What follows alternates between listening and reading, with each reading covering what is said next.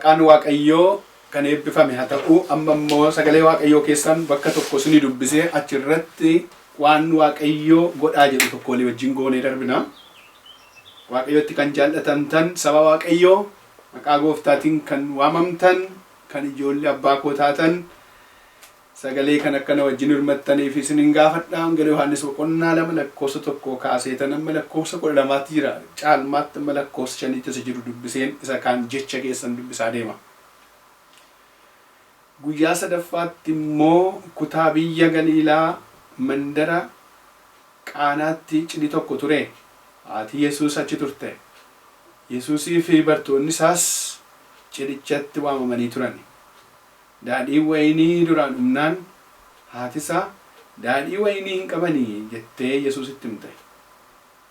Yesuus immoo haadhoo maaliif hojii koo keessa galittaa?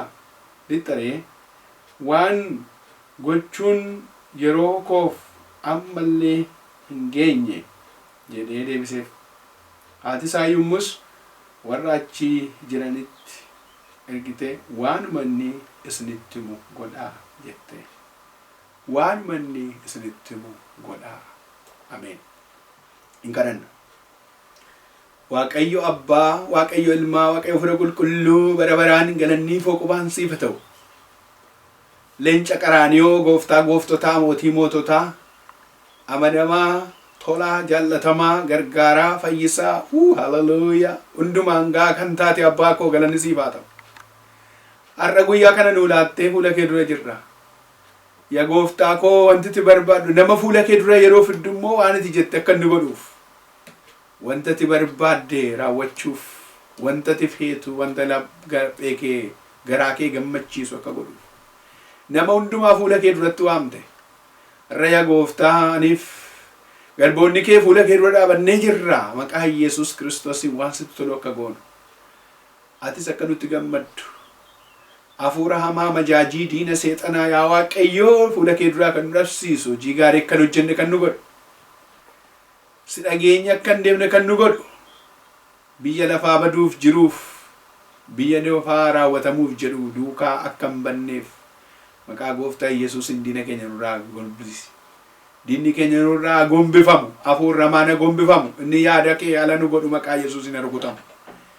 Sagaleen waaqarraa dhufee hin dubbatamaa yeroo dubbatu moo yaa Waaqayyootu waan hojjetin hin deemu. Waaqarraa sagalee dhugaa kana nutti dubbadhu. Anis dhagee obbolooti koo dhaga'anii akka itti jiraatan nu godhi. Waan ati jettu akka goonu nu gargaari.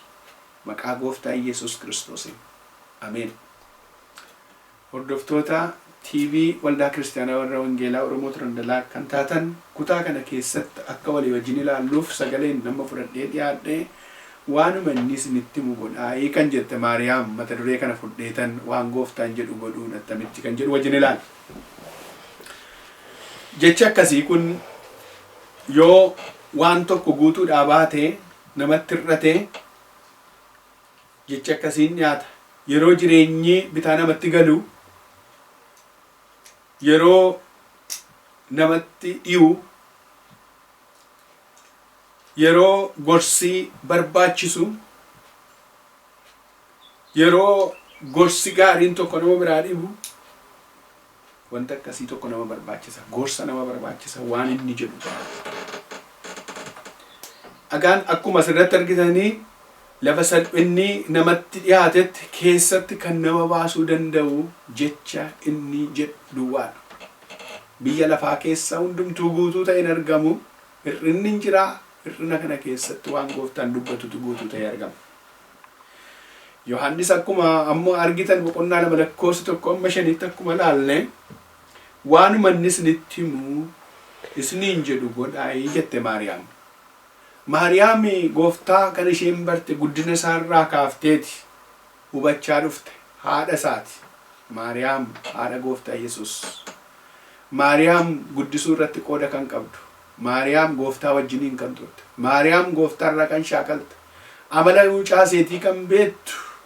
Wanti inni jedhu akka inni ta'u waan beektu waan inni jedhu godhaa jette. Haleluuyaa. Waan inni jedhu waan inni isinitti himu godhaa jette. Isa bira malatu jira jette. Isa bira hiikatu jira jette. wanti inni jedhu fiixaan baati waanuma inni jedhu godhaame jettee dubbatte Maariyaam. Gamna haadha gamna Waaqayyo namaaf kenna. Kan gooftaa duukaa buutu kan mucaa ishee duukaa buutu kan hubattee beektu. Inni wanti inni dadhabe hin jiruuti. Inni wanti inni dubbatu hin raawwatama waanuma inni jedhu godhaa jettee dubbatte. Iddoon kun iddootti salphinni nama kana qaqqabeedha. Ani namni baay'een cidha qopheeffataa, cidha isaa irratti hiriyaa isaa waammata, fira isaa waammata. Firri inni waammatu nyaatee dhuguufiidhaaf. Achumaanis immoo gammachuu nama sanaaf hirmaattu akka ta'uudhaaf.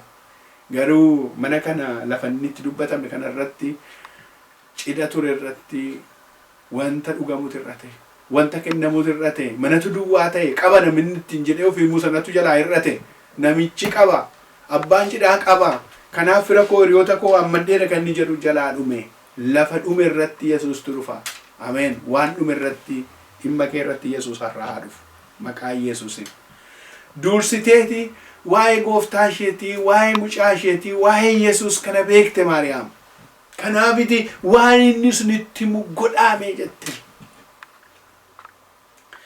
Akka inni gochuu danda'u beekti. Akka inni raawwachuu beeku dandeessu beekti. Inni hiika kennuu danda'a.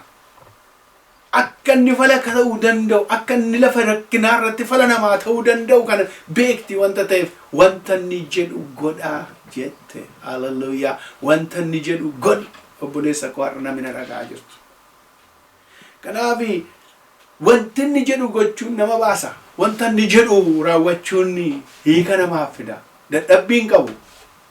Kanaaf iyyuu eegan akkana jedhee booddee duwwaa isaanii daraddaranii meeqa daraddaraa jedhe duwwaa mana isaanii keessa kan jiru gaanii duwwaa daraddaranii gadi buutanii lakkoofsa 6 hamma 12 yoo dubbiftan gaanii duwwaa daraddaranii gaanii sana keessatti mee busaa mana keessan qabdan bishaan duwwaa qabdu bishaan ni baasii hin qabu bishaan ni gatii hin qabu bishaan ni mi'a inni isaa bishaanuma fidaamee sumatti naqaa jedhe raameen maqaa Yesuus Kiristoosiin busaa kee irratti Waaqayyo waa hojjeta. Kanaaf daraddaraa jedhe toora naqaa jedhe gaanii mana sana keessa jiru gadi baasanii isa duwwaa ta'e sana gadi baasanii bishaan itti guutanii. Kana booddee daqiiqaa muraasa booddee gooftaan ilaa abbaa koo waaqa isaatti ol galagalee dubbate. Bishaan sana daadhii wayiniitti jijjiire. Bishaan sana mi'eesse. Busaa namaa mi'eessa Yesuus. Duwwaa namaa guuta Yesuus. Hir'uu namaa guuta Yesuus. Kanaaf dhaqanii yeroo isaan ilaalanii daadhiin inni dura tureef inni gooftaan raawwate inni hojjeteef sun adda ta'ee argame. Namooti achi jiranii namooti koo isa mi'aa isa gaarii dura namaa kennu isin akkamittiin isa busaa kana dura nuu laattanii isa mi'aa booddeedhaan nuu laattu jiran hin beekan miccitiin sun lafanni dhufu. Gooftaan dhoksaatti mana keetti kan kee hojjeta. Gooftaan dhoksaatti waan jireenya kee keessa jiru hojjeta. Hallelujah. Ameen jedhaanaa wajjin. Hin godha gooftaan. Hir'uu kee guuta gooftaan. Lakki mi'aa inni isaa eega gooftaa Yesuus Kiristoos dhufeeti mi'aa inni argame malee inni daadhii wayiniiti. Inni namni hojjetu busaadha. Inni gooftaan hojjetu garuu mi'aadha. Ameen jedhi fudhadhu abbo maqaa Yesuus Kiristoos. Kanaaf gooftaan akkana jedhe ilaa fuudhaa kennaaf jedhe. Iddoo hir'ina keessanii namoota keessanii warra waammattan warra maamota keessan warra waamicha dhufan kan hunduma isaaniitiif kennaa dhuganii dhugan. Warra ergamtuu duwwaatu beeka isa gooftaan hojjete. Warra daraddaree warra bishaanitti naqetu beeka gooftaan yeroo ni jijjiiru garuu waaqarraa gadi dhufee jijjiirama. Busaa inni namaan jijjiirama obboleessa koo. Obboleettii koo yaa nama dhaggeeffattu yaa hordoftoota TV waldaa kiristaanaa warra wangeelaa taatan warri nu hordoftan dhaggeeffadha. Manni kee yoo busaa ta'e jireenyi kee yoo busaa ta'e wanti ati qabdu duwwaa yoo si duraa ta'e har'a gooftaa Yesuus dhufee guutaa ameen jedhe. Hallelujah. Hin guuta gooftaan.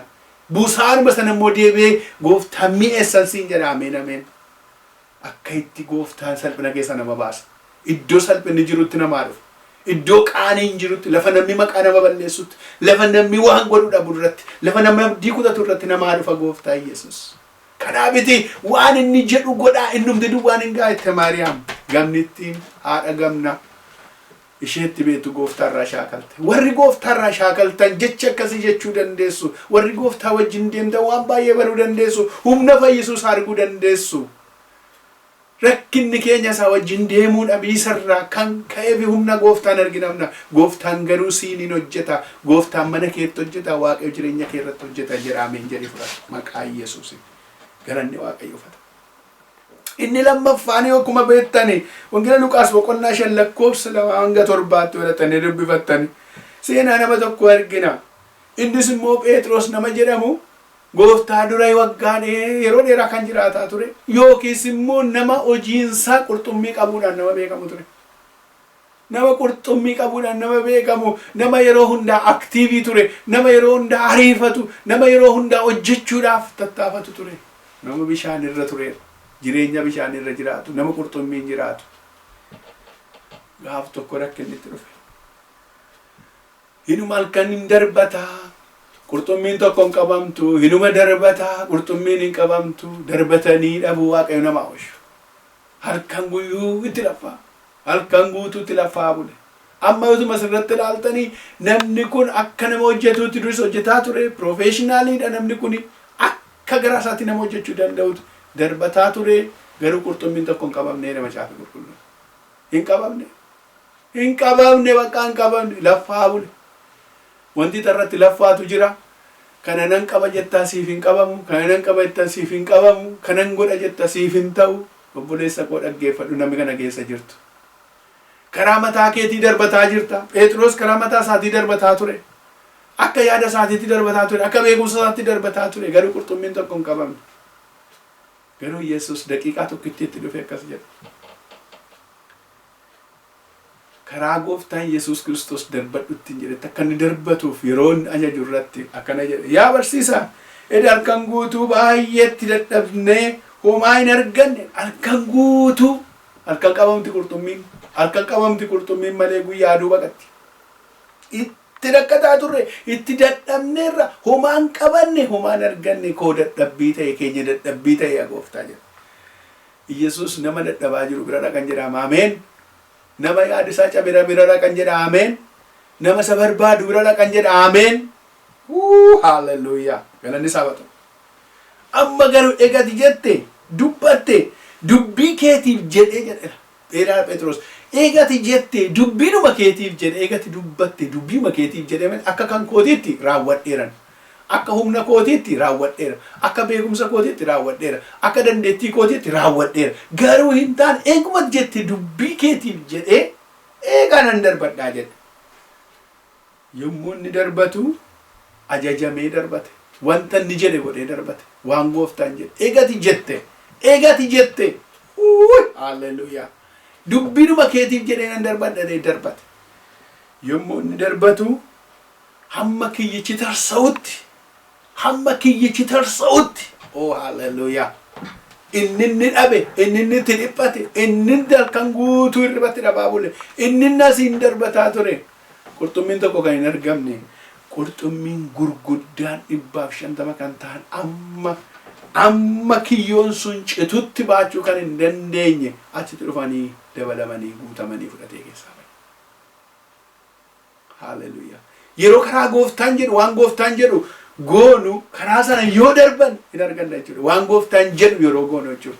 Waan ofii keenyaa goonu yoo ta'e hin dadhabna. Yoo waan gooftaan jedhu ta'e goonu ta'e garuu hin arganna. Eraameen jedha. Galanni Waaqayyoof haa ta'u. Karaa gooftaan jedhu darban waan gooftaan jedhe godhi malee waan mataa keetiin deemin kee dadhabbiidha. Bu'aan isaas badaa gahaan ta'u. Kana booddee qurxummii gurguddaa 150 keessaa qotote hiriyoota isaatti waame kottaa na gargaara baasuu yoo dadhabeem. Kiiloo isaanii gurguddaadha qurxummittiin sun natti fakkaata. Baay'ee gurguddoodha wanta taa'ee baasuu hin dandeenye kottaa na gargaara dabootti kadhachuuti ka'e. Kana booddee maal jedhaa? Itti dadhabeen ture hiriyoota gooftaadhaaf jedhe. Kan godhe gooftaadhaaf jedhe. Hallelujah. Waan gooftaan jedhe yeroo jedhu gooftaadhaaf jennaan. Waan gooftaan jedhaa jedhe yeroo goonu. Isa kana rakkinni keenya akka obboleessa obboleettii ko. Waan gooftaan jedhu godhaa yeroo jennu. Maarqos boqonnaa 1 lakkoofsa 16 irratti arginannu Phexros kana booddee maal jedhe? Namoota akka qabduun su godhaa kottuu ittiin jedheen.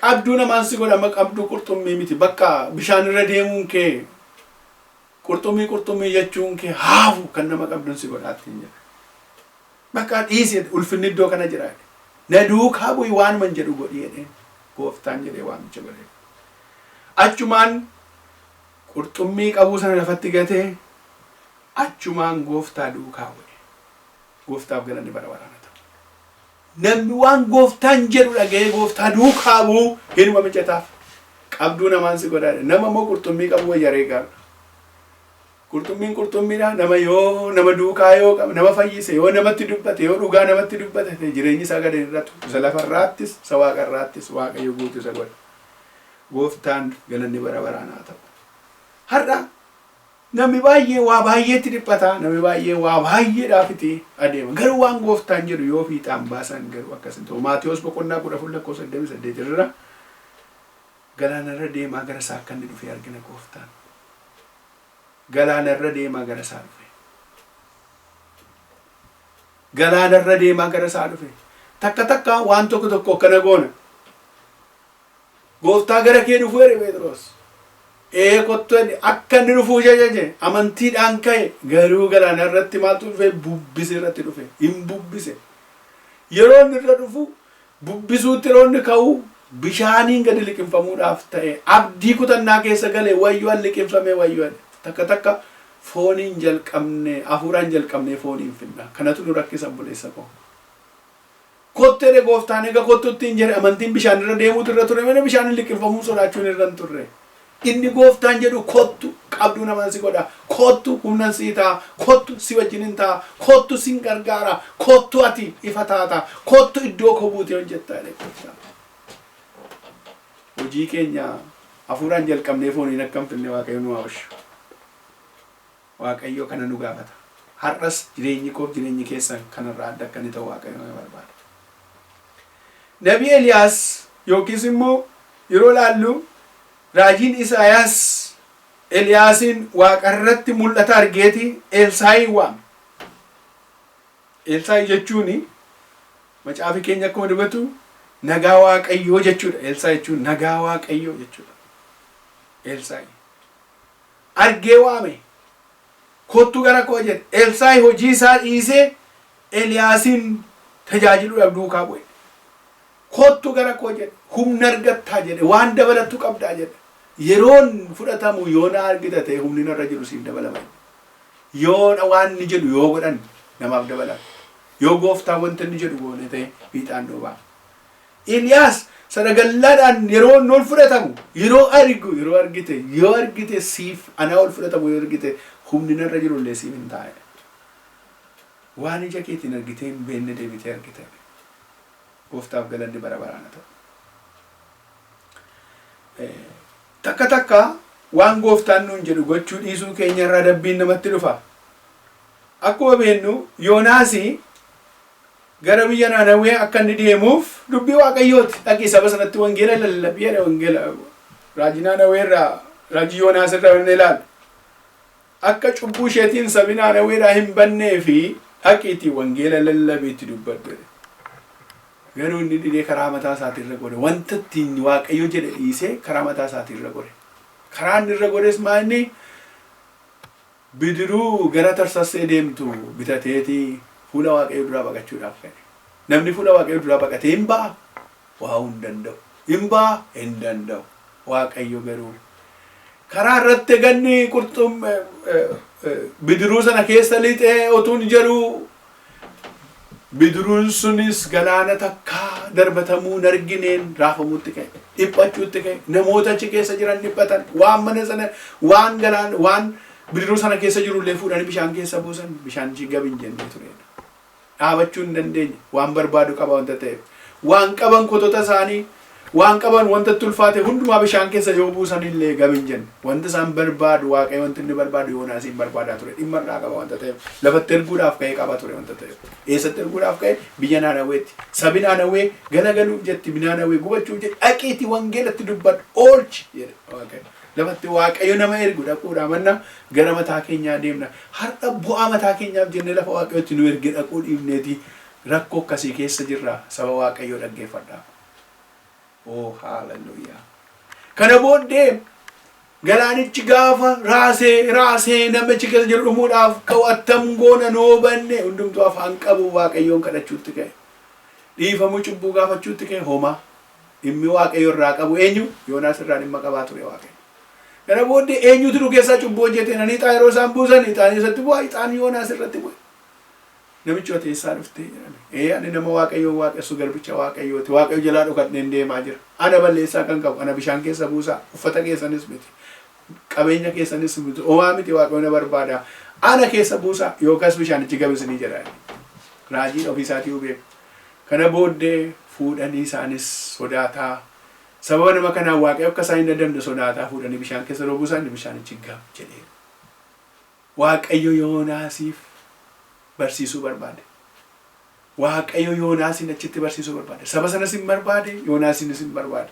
Saba sana oolche, Yoonaasin garuu afaan galaanaa keessa dhaqee buusa. Galaana keessa lubuu Waaqayyo akka inni galaanaan nyaatamee akka inni gifamee hin duune Waaqayyo qurxummii qopheesseef. Garaa qurxummii keessa dhaqee kaa'e Waaqayyo. Iddoo iccitii isaatii kaa'e Waaqayyo. Lafatti barsiisuu kaa'e Waaqayyo. Achitti nama barsiisa. Yooti didda ta'e illee garaa siin muratu yoo ta'e Waaqayyo lafatti si barsiisuu siif kaa'ee jira. Ameen jedhe. Nama barsiisa Waaqayyo. Garaa qurxummii keessatti isa barsiise. Diddus hin baatu jedhe. Eessa dhatta jedhe. Tarsasee miti namatti dhattu naannaweetti barbaadamte. Qurxummiin sun garaatti baatee dhattee biyya naannaweetti dhattee ofirraa tofta'e. Of keessaa baafte. Achitti Waaqayyoon kadhate. Waaqayyoof qalbii diddiirrate. Ni deebi'e. Obboleessa koo waa Waaqayyo isin jedhu gooni malee waa mataa keetii duukaan deemin. Hin badda. Kan mataa keetii badii qaba. Kan Waaqayyo jireenya qaba. Waanuma inni jedhu godhaa itti. Maariyaam. Waanuma inni jedhu yoo goone waama gooftaan jedhu goone inuma jiraanna. Jireenya irratti jireenya. Jireenya irratti jireenya nuu dabalama malee hin bannu duuti nun argatu du'a nu oolla. Kanaaf waan gooftaan jedhu har'aa kaasaa godha. Jira wanti isin irraa bartan waan gooftaan isinii xalaa isinii barreesseera. Harka keessan keessa jira. Dubbii dhugaa jira kunoo. Dubbii jireenyaa jira. Waan gooftaan jedhu godha. Maariyaamaaf shaalofteetti waan gooftaan jedhu gooti. Waan gooftaan jedhu gooti. Abshaalofteetti isinis waan gooftaan jedhu godha. Waaqayyo isinii wajjiniin ta'a. Maqaan Waaqayyo Waaqa irratti lafa irratti kan eebbifame haa ta'u. Egaan akkana jedhee akka gooftaan isinii wajjiniin ta'uuf yeroo hundaa Waaqayyo wajjin akka wal argitaniif Waaqayyoon kadhadhaa. Ammas immoo waan Waaqayyo nu barsiise Waaqayyoon guddaa galateeffanna. Waan gooftaan jedhu hagoon walii galle. Era ameen hagoon. Waan gooftaan jedhe hagoon. Waan Yesuus jedhe hagoon. Waan gooftaan nurraa barbaadu hagoon. Waan gooftaan godhaa jedhe hagoon. Kan mataa keenyaa yoo hojjenne keenya karaa nun dabarsu karaa nun ceesisu boqonnaa tokko nuuf hin kennu kan gooftaa garuu boqonnaa qaba. Maqaan Waaqayyoo kan eebbifame haa ta'u. Ameen. Galateeffannan kadhanna. Waaqayyo abbaa koo galannii foqubaan siif haa ta'u. Har'a yaa Waaqayyo akka kanatti karaa TV kanaa saba keetti waan dubbatteef waan gooftaan jedhu godhaa. Waanuma inni jedhu godhaa isiniif ta'a. Waanuma inni jedhu godhaa saksidii taatu. Waanuma inni jedhu godhaa fiixaanis ni ba'a. Waanuma inni jedhu godhaa hin jiraattu. Waanuma inni jedhu godhaa hin baatu hin galtu. Akkuma jedhame gooftaa akkuma Maariyaam bartee dubbatte. Aniif obboloonni koo waan inni jedhu gochuu akka dandeenyu. Maqaa gooftaa Yesuus Kiristoosiin yaadaaf qalbii keenya haaressi. Har'a nama haaraa nu godhi. Amma kanaan duraatti waan yaada mataa keenyaa hojjetaa turre. Amma yoo wanaatti karaa keenya irra deemaa turre. Amma yaa Waaqayyo yaada kee fiixaan hin baafne amma yoo wanaatti amma kana booddee waan ati jettu gochuu akka dandeenyu nu gargaara. Lafa dhiphinni rakkinni dhufetti yaa gooftaa gara kee ilaallaan waan ati jettu goonaan sabi sun qaanii keessaa ba'e. Du'a keessaa ba'e. Sabi sun yaa Waaqayyo salphina keessaa ba'e. Har'as si dhageenyaa salphina nu oolchi. Har'as si dhageenyaa fuula kee dura nu dhaabe. Har'as si dhageenyaa si wajjin deemnaa nu gargaara. Har'as si wajjin deemnaa yaa Waaqayyo adaraa kottu nu yaadadhu. La warra yaada mataa isaanii raawwachuudhaaf deeman gara fuula keetiitti deebisi. Si malee jireenyi soba. Si malee qabeenyi biyya lafaa soba. Si malee yaa Waaqayyo anjira ofiin jechuun si soba. Si malee yaa Waaqayyo milkoomnaan soba. Siin yoo deeman hin milkaa'u. Siin yoo deeman hin qabaatu. Siin yoo deeman hin ulfaatu. Waaqayyo nu gargaara. Nu dhaga'i obboleessa koo obboleettii koo dhaga'i. har'a kaasii yaada kee keessa nu gashi. Qalbiin keenya yaadi keenya si beekee haa deemu. Si wajjin baanee yoo deemne nu ulfaanna. Kana waan gootuuf ulfinni kabaja siif haa ta'u. Akka si dhageenyuuf gurra keenya bani. Akka si birannu laphee keenyaaf qopheessi. Yaadaaf mana keenya jireenya keenya hundumaas tilaannee rakkabeetu nu godha. Ergamaan diinaaf seexanaa maqaa Yesuusin jedhamu. Waaqarra lafarra kan mul'uuqu. Qilleensa keessa kan balali'u. Ilaa ati kana gochuu keetti balleessiteeta kan jedhu. Yaada Waaqayyoo ala kan nu gochuu barbaadu. Mul'ata Waaqayyoo keessa keenyaa balleessuu kan barbaadu. Aboon dukkana aboon seexanaa maqaa gooftaa Yesuusin jedhamu. Maqaa Yesuusin jedhamu. Naanidha maqaa Yesuusin jedhamu. Sabi dukkana keessa jiru. Sabi ifan arginaaf. Sabi yaada mataa isaa duukaa deemu. Sabi Waaqayyoo wajjin utuu waliin gale waan gooftaan jedhu utuu hin godhinaaf. Ammaa ka'ee maqaa Yesuusin bilisa haa ba'u. Maqaa Yesuusin bilisa haa ba'u. Hidhaatti kan jiru hidhaatti haa hiikamu. Kan rakkina keessa jiru rakkina keessa haa ba'u. Kan yaaddoo keessa jiru yaaddoo keessa haa ba'u. Si haa dhaga'u gooftaa koo. Balballi hundumtu haa banamu. Maqaa gooftaa Yesuusin bantii waaqarraa balbala baniif. Itti dubbadhu gooftaa nama keetti. Haa dhaggeeffatu. Sitta jiraatu. Kana waan gootuuf galannii fooqubaan siif haa ta'u. Hin gootaam gooftaa ulfinni siif haa ta'u. Hin gootaam ulfinni siif haa ta'u. Nama si dhaga'u argadhu. Nama si dhaga'u miilla kee jalaa hin dhabin. Ayyaana araara kee keessatti jiraachis. Ana garbicha keessa waan na gargaarteef. Gooftaa dadhabaa kanatti waan dubbatteef galanni siif haa ta'u. Waan na gargaaraa jirtuuf. Gargaartees gara gaariitti waan na dabarsituuf abbaa koo si haa galatu. Hojii asirraan jalqabdeen maqaan kee ulfaatu. Kun immoo hojii gaarii siif akka inni ta'u. Jaala kee fedha kee haa ta'u. Namni hundumtuu kanatti fayyee kanarraa dhagee akka fayyu nu gargaara. Maqaa gooftaa keenyaa maqaa Yesuus Kiristoos si jaallatamaa tolaa jedhi. Ameen.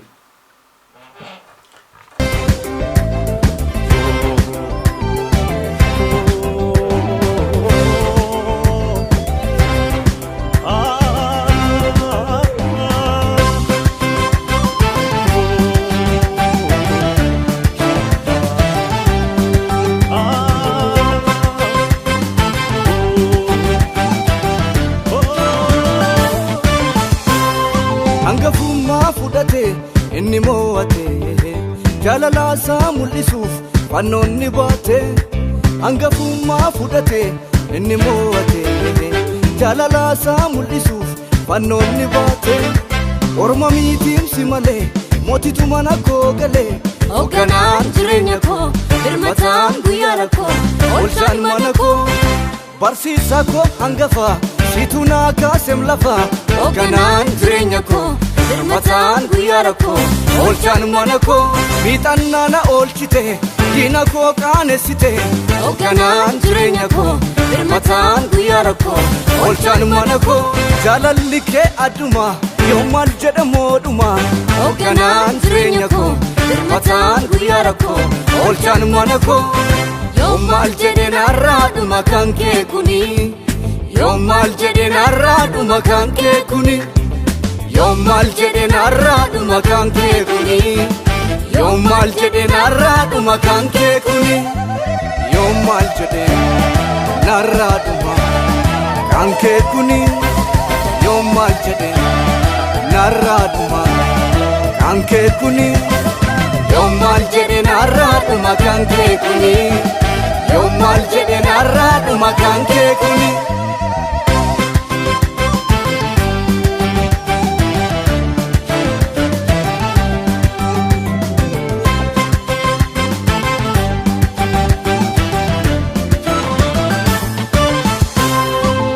Mogolenna laafee abdii guutanaani kannaa jajjabeessuu dhufe sagaleeni.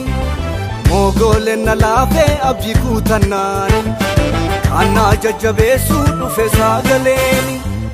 Namno haala laalee namarraa fagaata kan abdii kutaateessi jireenya laata. Namno haala laalee namarraa fagaata isaa sitti boo'uuf si jireenya laata. yoo maal jedhe narraadhuma kan kee kuni. yoo maal jedhe narraadhuma kan kee kuni. yoo maal jedhe narraadhuma kan kee kuni. yoo maal jedhe narraadhuma kan kee kuni. yoo maal jedhe narraadhuma kan kee kuni.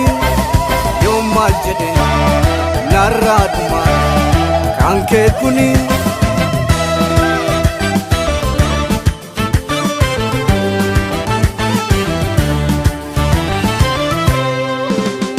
inni diinni karoorse karaatti hafee wanti gooftaan dubbate wal guuree dhufee inni diinni karoorse karaatti hafee wanti gooftaan dubbate wal guuree dhufee borus bitaan mirgaani yoo naanna'anii yaada waaqayyo hambisuu hin danda'anii hin danda'ani hin danda'ani hin danda'ani hin danda'ani nu faarfachiise kuno nu lallabsiise kuno nu gammachiise kuno nu gammachiise kuno nu faarfachiise kuno nu lallabsiise kuno nu gammachiise kuno nu gammachiise kuno nu faarfachiise kuno nu lallabsiise kuno nu gammachiise kuno nu gammachiise kuno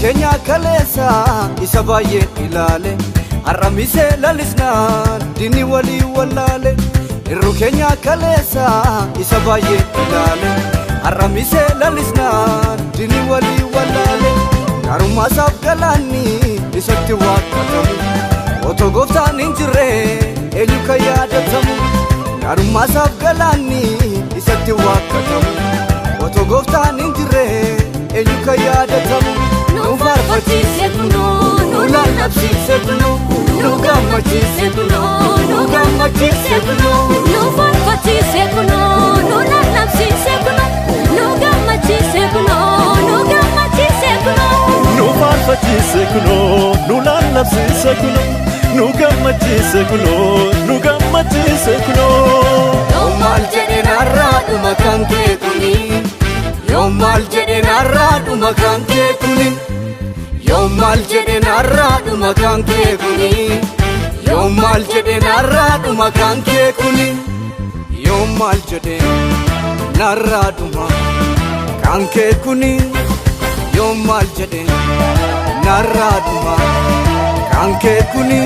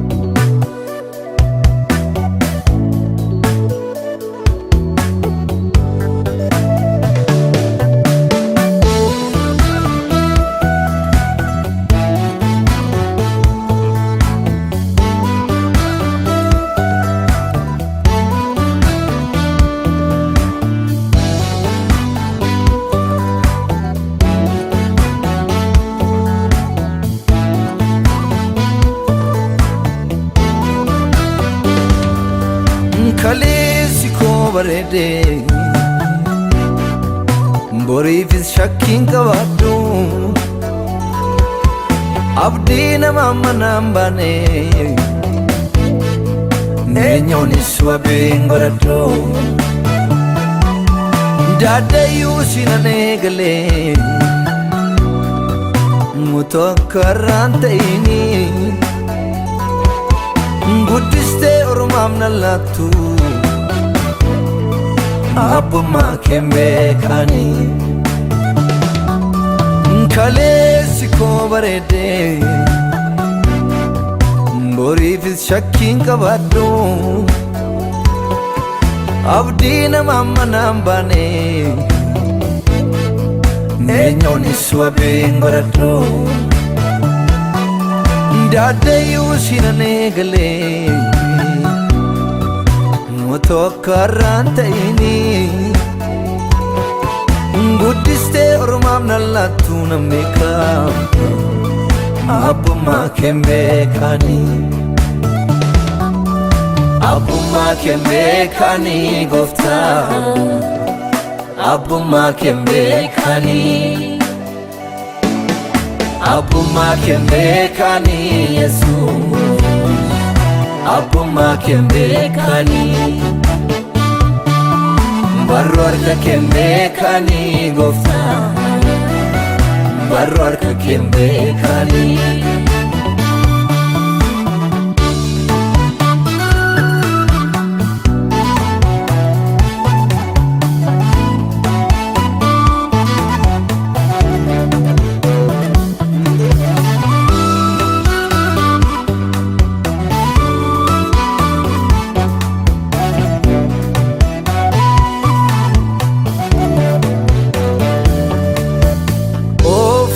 tabdattee mana kan na baaste hin beektu gaaf tokko bineensaaf na laatte fiixaan ba'umsa kooti ati gooftaa fiixaan ba'umsa kooti ati mul'ata koo fagoof sidoonii cimsaa jalqabneef dhumni koo barru harka kee keessaa fiixaan ba'umsa kooti ati gooftaa fiixaan ba'umsa kooti ati cimsee sitti dhadhaabichooma jabaataa galgala koo baruuf milkoomina taataa fiixaan ba'umsa kooti ati gooftaa fiixaan ba'umsa kooti ati deemsa biyya ormaa karaa fagoo kana kanan faana imalu wadaroo jabaataa kanan itti dhadheetti gaale koolu kan akka keen jiruu firri fiira jaalu deemsa biyya ormaa karaa fagoo kana kanan faana imalu wadaroo jabaataa kanan itti dhadheetti gaale koolu kan akka keen jiruu firri fiira jaalu kan akka keen jiruu firri fiira jaalu kan akka keen jiruu firri fiira jaalu kan akka keen jiruu firri fiira jaalu kan akka keen jiruu firri fiira jaalu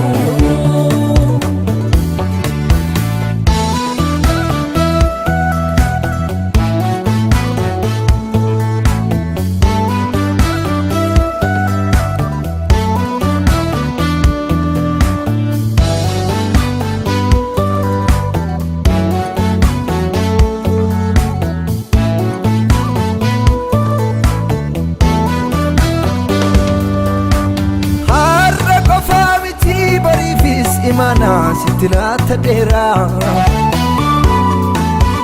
yoon kufees dhufee kan nakaasu abdii koo sirra keewwadheeraa har'a qofaa miti bariifis imana sitti laata dheeraa yoon kufees dhufee kan nakaasu abdii koo sirra keewwadheeraa bitaa mirga kootiin qabu kana hirkisu gargaaraa guyyaa salphinaa situ naneessu Bitamriga kooti qabu kana hirkisu Gargaara guyyaa rakkinaa situna nisu Situna nisu Situna nisu Situna nisu Situna nisu Situna nisu Situna nisu Galgalli kosin bareda Galgalli kosin bareda Galgalli kosin bareda Galgalli kosin bareda Galgalli kosin bareda Galgalli kosin bareda